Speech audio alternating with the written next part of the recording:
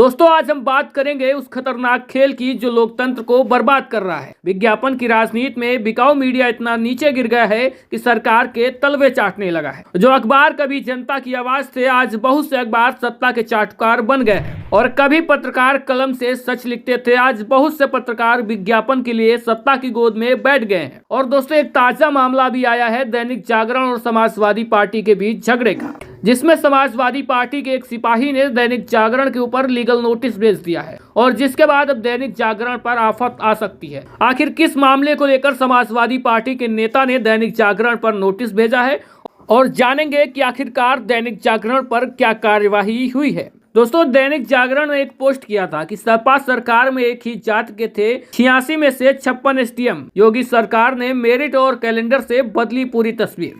और इसके अंदर भी स्टोरी लिखी है, लेकिन जो पूरा इम्पैक्ट पड़ता है वो पहली हेडलाइन का ही पड़ता है। और ये पोस्ट दिखा रहा था कि कैसे अखिलेश यादव की सरकार में जातिवाद हो रहा था। हालांकि इस पोस्ट में लिखी हुई लाइनें ज्यादातर झूठी थी और ये दावा बिल्कुल झूठा था। और इसी पोस्ट को लेकर समाजवादी पार्टी के लोहिया वाहिनी के राष्ट्रीय उपाध्यक्ष अर्पित वर्मा, जो कि इलाहाबाद हाई कोर्ट में लखनऊ बेंच के अधिवक्ता है, उन्होंने दैनिक जागरण को सीधा कानूनी नोटिस भेज दिया है। नोटिस में साफ कहा गया है कि जागरण की खबर पूरी तरह से झूठे, मनगढ़ंत और बिना किसी सरकारी रिकॉर्ड के आधार पर बनाई गई है। और नोटिस में 3 साल का वास्तविक डेटा भी पेश किया गया है, जिसमें बताया गया है कि यूपीपीएससी 2011 में सिर्फ 6 यादव उम्मीदवार चुने गए थे और उसके बाद 2012 में 4 उम्मीदवार यादव चुने गए थे और वहीं 2013 में सिर्फ 3 यादव उम्मीदवार चुने गए थे। और ऐसा कभी भी उत्तर प्रदेश के इतिहास में नहीं हुआ है कि किसी भी एक जाति के 56 एसडीएम एक साथ नियुक्त हुए हों। ना तो उन्होंने एक साथ जॉब हासिल की है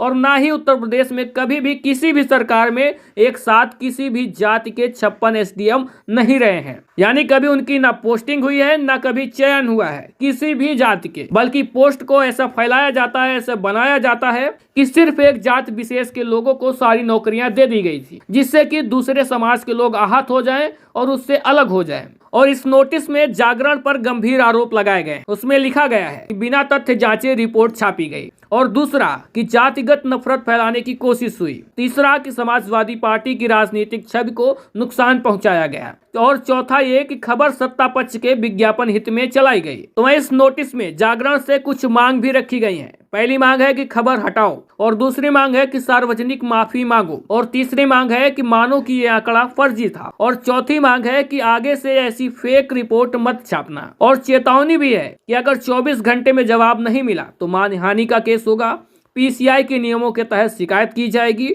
और आईटी एक्ट के तहत कार्यवाही की जाएगी और भारी जुर्माना भी लगाया जा सकता है और अदालत में आपराधिक कार्यवाही भी, ये सब दायर होगा। यानी मामला बहुत गंभीर है।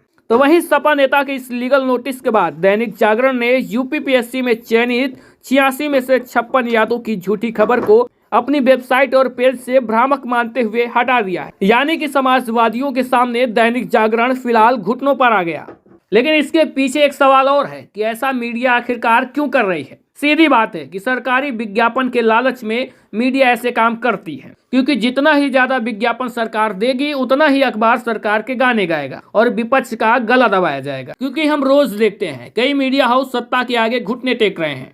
सरकार पर सवाल नहीं, भ्रष्टाचार पर बात नहीं, बेरोजगारी पर चर्चा नहीं, महंगाई पर आवाज नहीं, बस विपक्ष को गाली, झूठी खबरें और नफरत बेचो, टीआरपी कमाओ। यही सारी चीजें अक्सर मीडिया में आपको देखने को मिलेंगी। जो जनता के असल मुद्दे होते हैं वो गायब होते हैं। सच सरकार को नहीं डराता, सवाल कुर्सी को नहीं हिलाता और इसीलिए आज का मीडिया सवालों से भाग रहा है। लेकिन जनता याद रखे, अखबार बिक सकता है, पत्रकार बिक सकते हैं, लेकिन सच्चाई नहीं बिकती। दोस्तों इस तरह के मामलों को आप किस तरह देखते हैं कमेंट बॉक्स में बताएं। और अगर वीडियो में दी गई जानकारी अच्छी लगी है तो ज्यादा से ज्यादा वीडियो को लाइक और शेयर करके चैनल को भी सब्सक्राइब और फॉलो करिएगा।